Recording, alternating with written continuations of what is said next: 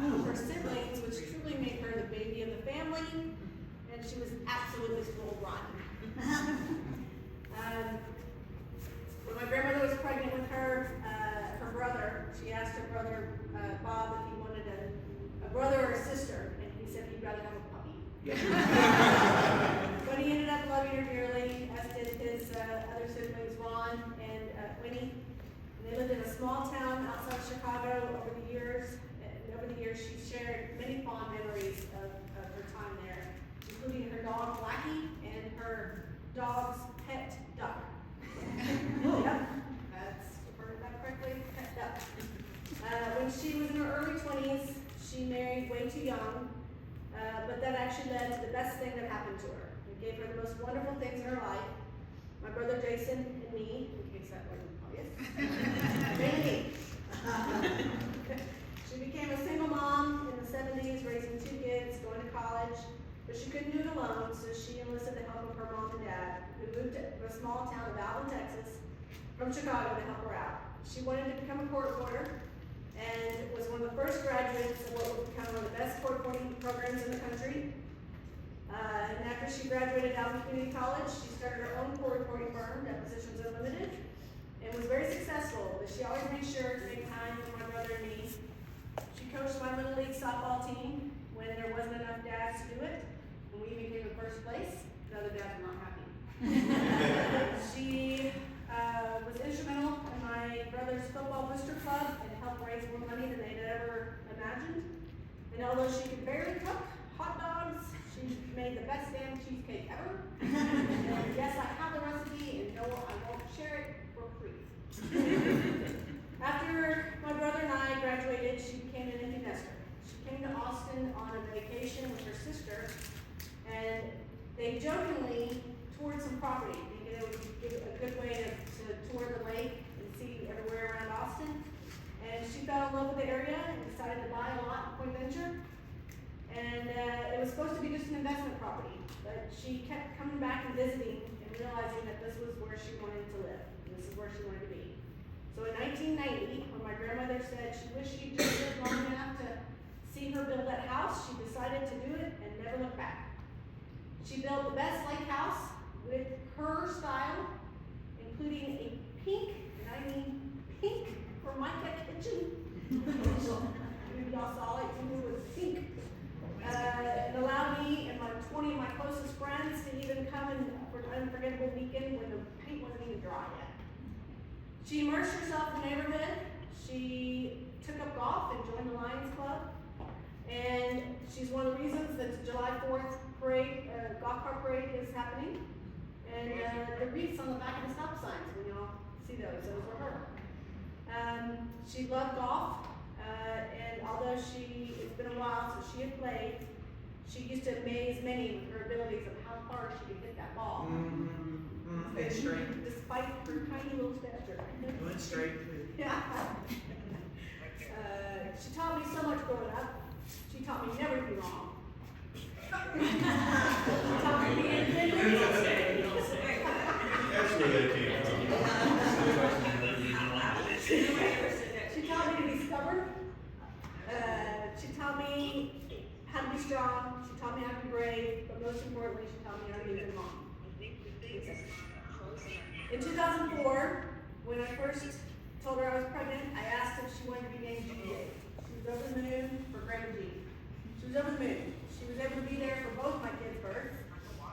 For summers, she drove from Texas to Colorado with my Aunt Nancy and my grandmother, and barely made it just in time.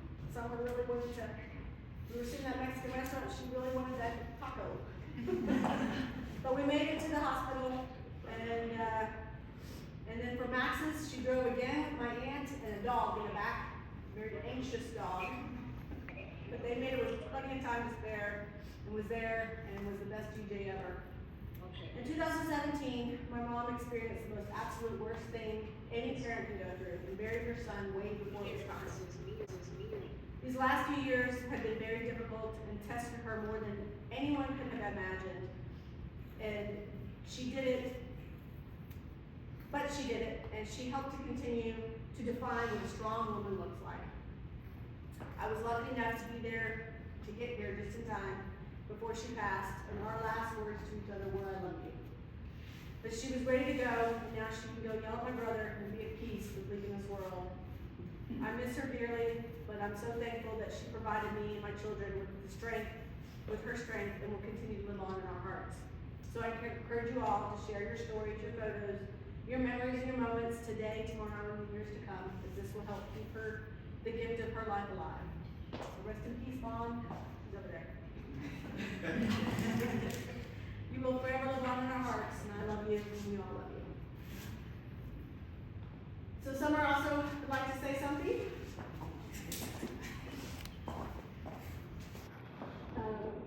My DJ was known by many names: Jeanne, Mom, and so on, but never Grandma. The way the story was told to me was that she felt the word grandmother would sound too old. So instead she chose DJ, which stood for Grandma Jeanne. Now, when I was younger, I thought that she did something cooler, like maybe she used to be a DJ at family reunions, spinning discs or something. But it wasn't until much later that I realized that it was another example of DJ doing things her way. DJ was always a little bit more than a grandmother to me. Unlike most people, I grew up with only 3 grandparents. Now, I say only as if there was something missing. In my 20 years of life, I have never felt that way. My grandmother loved me enough for 2 people's worth. Those of you who knew and who visited her house, those of you who have visited her house have probably seen my room. She would buy little trinkets, specific furniture, and call me every time I was showing. She used to text me anytime the ashtrays were on. Before I got the couch, she'd FaceTime me, and she'd pop the little phone up and so I could watch the ashtrays game on her TV. She loved me so much, and I hope she knew how much I loved her too.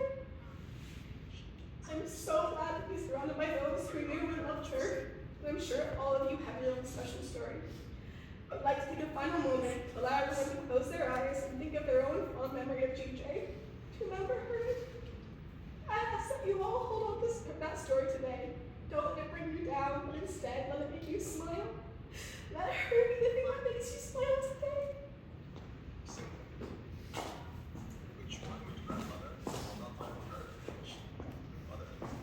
I have a phone here that was written by my mom.